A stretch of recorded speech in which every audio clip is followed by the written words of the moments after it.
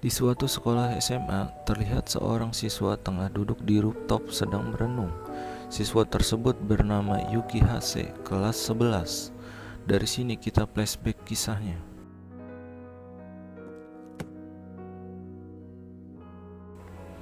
Di musim semi tahun kedua, Hase-kun, panggilan akrabnya, ia berada di sebuah perpustakaan untuk meminjam buku.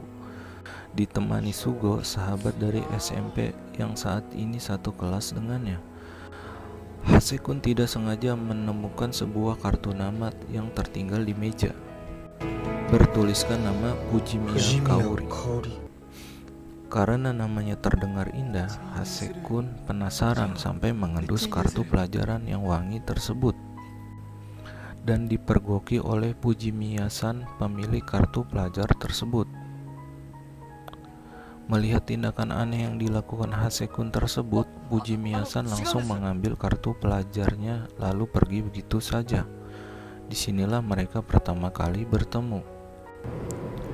Di perjalanan pulang, yang tepatnya di sebuah komuter lain, Hase-kun yang sedang membawa buku di tangannya tengah tertidur karena mengantuk. Dan tanpa sengaja, Fujimiya-san berada satu gerbong dengannya. Tiba-tiba Hase-kun terbangun. Segera langsung bergegas turun dari komuter lain tersebut. Tanpa ia sadari, buku yang ia pegang pun tertinggal. Dan dengan sigap Fujimiya-san melempar buku yang beratnya 1 kilogram tersebut ke arah Hase-kun. Langsung ditangkap Hase-kun.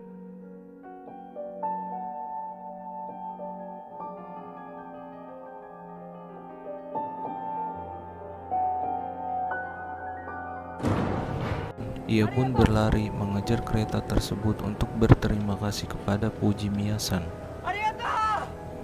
Fujimiya-san tersenyum karena ulah Hase-kun tersebut. Keesokan paginya, Hase-kun sedang melihat daftar nama-nama siswa, mencari nama Fujimiya-san yang ternyata satu kelas dengannya. Dengan penuh semangat, Hase-kun berlari ke arah kelas tersebut. Dan benar saja, di sana ada Fujimiya-san. Dan Hase-kun mengucapkan terima kasih atas kemarin. Jam pelajaran telah usai.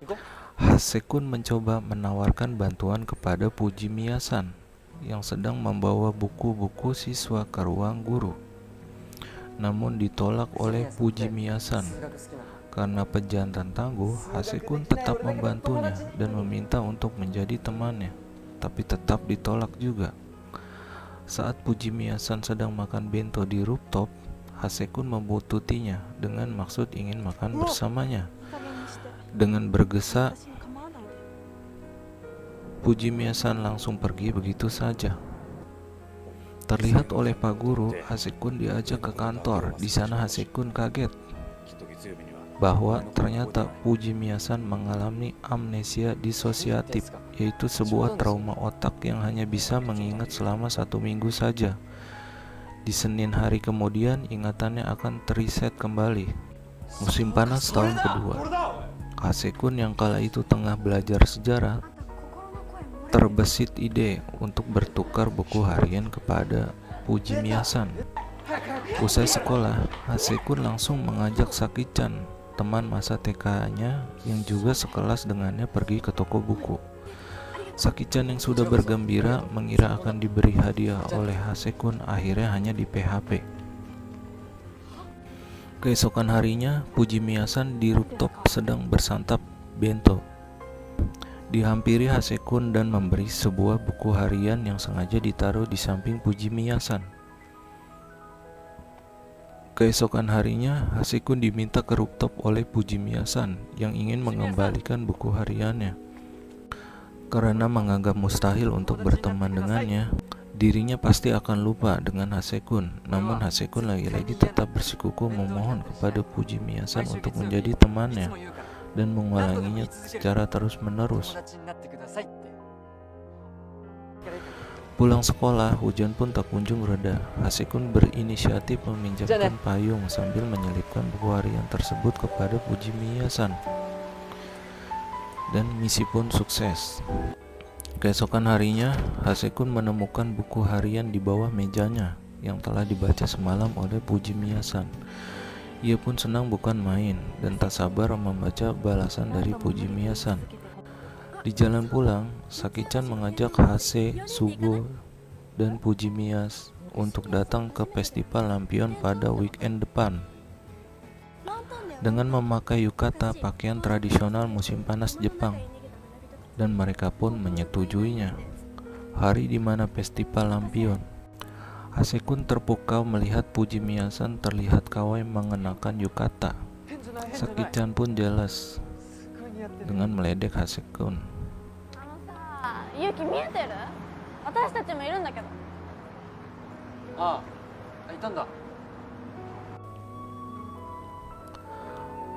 Hari pun sudah gelap, lampion pun diterbangkan menghiasi langit malam.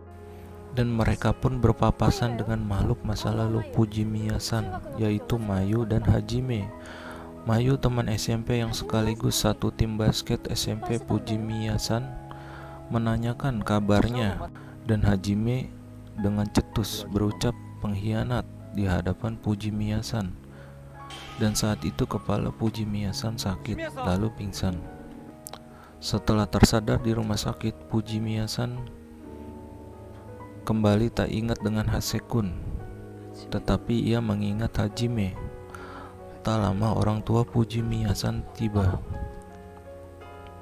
Lalu ayah dari Fujimiya-san berterima kasih kepada Hase-kun yang selama ini membantu memulihkan ingatan Fujimiya-san, sekaligus menyuruhnya untuk berhenti dan melupakan Fujimiya-san. Namun sang gladiator tangguh, Hase-kun berjanji tidak akan menyerah kepada Fujimiya-san. Beberapa hari kemudian, Hase-kun berkunjung menjenguk ke rumah Fujimiya-san yang sekaligus memberikan buku harian Fujimiya-san. Ketika jalan pulang, Hase-kun bersama dengan ibunda Fujimiya-san yang hendak pergi berbelanja. Beliau mengucapkan terima kasih karena trauma Fujimiya-san perlahan-lahan berangsur membaik. Itu semua berkat Hase-kun bertukar buku harian. Keesokan harinya di sekolah, tiba-tiba datang siswa pindahan yang ternyata itu adalah Hajime Kujo. Hase-kun dan Saki-chan terkejut dengan kedatangan Hajime. Scene berpindah ke perpustakaan. Hase-kun yang tengah memperpanjang masa buku 1 kilogram pinjamannya itu bersama Fujimiya-san lupa membawa kartu pelajarnya. Akhirnya ia memakai kartu pelajar Fujimiya-san. Waktunya malam persiapan festival sekolah dimulai. Saki-chan yang tengah mengobrol dengan Fujimiya-san menanyakan, "Apakah Hajime itu mantan pacarmu?" Lalu Saki-chan belak-belakan berucap, kalau sampai Hase-kun tersakiti, dia tidak akan segan-segan dengan Fujimiya-san. Hase-kun yang datang menguping tersipu malu karena Fujimiya-san menganggapnya teman yang berharga. Lalu mendung pun di kelopak mata Saki-chan yang bergegas pergi karena Hase-kun mengabaikannya. Hase-kun menggandeng tangan Fujimiya-san. Mereka kabur ke perpustakaan karena sudah merusak properti festival. Hase-kun pun memeluk Fujimiya-san di perpustakaan dan berkata akan selalu menjaganya.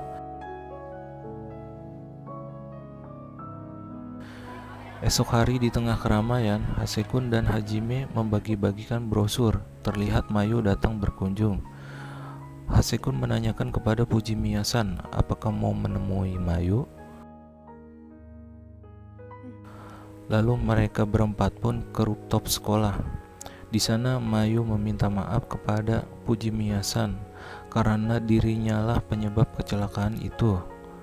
Kepala Fujimiya-san pun sakit kembali. Mayu pun diminta segera pergi oleh Hajime dengan mengantarnya ke gerbang sekolah. Sementara itu, Hase-kun sang pejuang mencoba menenangkan Fujimiya-san dengan memeluknya. Lalu Fujimiya-san menangis. Hase-kun berjanji akan selalu ada di sisi Fujimiya-san. Waktu malam pun tiba. Sewaktu beres-beres, Hajime bertanya kepada Hase-kun, apakah benar kamu hanya sebatas teman Fujimiya-san? Hase-kun dengan menahan perasaannya mengatakan, ya, hanya teman. dan memberitahu bahwa saat ini Puji Miyasan sudah ingat kembali kejadian sebelum kecelakaan.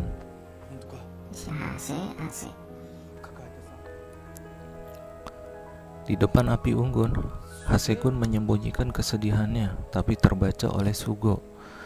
Merasa hopeless dan broken heart, semua yang ia bangun hancur dalam sekejap. Hasekun melemparkan buku harian tersebut ke dalam api unggun bersama dengan harapannya.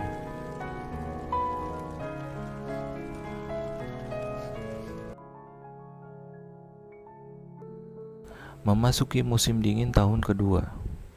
Di rooftop, Hasekun tengah melamun, sembari menggambar kisahnya di buku 1 kilogram itu.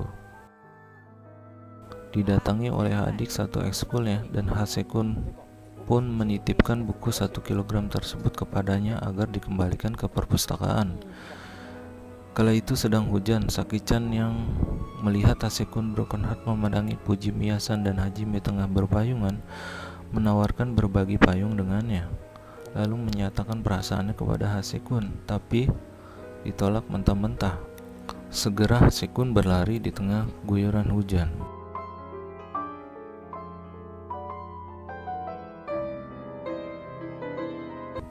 Berlalu tak terasa sudah kelas 12. Puji Miyasan dan Hasekun sudah tidak sekelas lagi. Hari demi hari Hasekun melaluinya sendiri, sementara Puji Miyasan semakin dekat dengan Hajime. Acara kelulusan pun datang. Hasekun bertemu dengan Puji Miyasan yang masih tidak ingat akan dirinya, lalu meminta terakhir kalinya untuk menuliskan kesan dan pesannya ke dalam buku wisudanya. Begitupun sebaliknya. Sewaktu ingin pulang, Puji Miyasan dipanggil ke perpustakaan karena buku yang ia pinjam ada yang belum dikembalikan. Puji Miyasan bingung, dia tidak ingat buku 1 kilogram itu. Adik kelas Hasekun lupa kalau Hasekun menitipkan bukunya kepadanya. Segeralah dikembalikan ke perpustakaan. Puji Miyasan melihat halaman demi halaman buku 1 kilogram tersebut. Dia mulai mengingat kembali Hasekun dan bergegas mencari-cari keberadaan Hasekun. Sampailah di rooftop, ia melihat Hase sedang merenung. Puji Miyasan meminta maaf karena selama ini tidak ingat dengan Hasekun, orang yang selalu menemaninya sampai sembuh, dan memohon kepada Hasekun untuk menjadi temannya. Lalu Hasekun tersenyum haru. Selesai.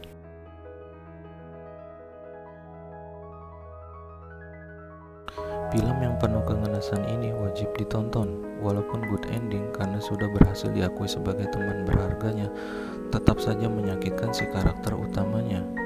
Dan menurut kalian, setujukah harus memendam perasaan hati demi sebuah kata pertemanan? Terima kasih.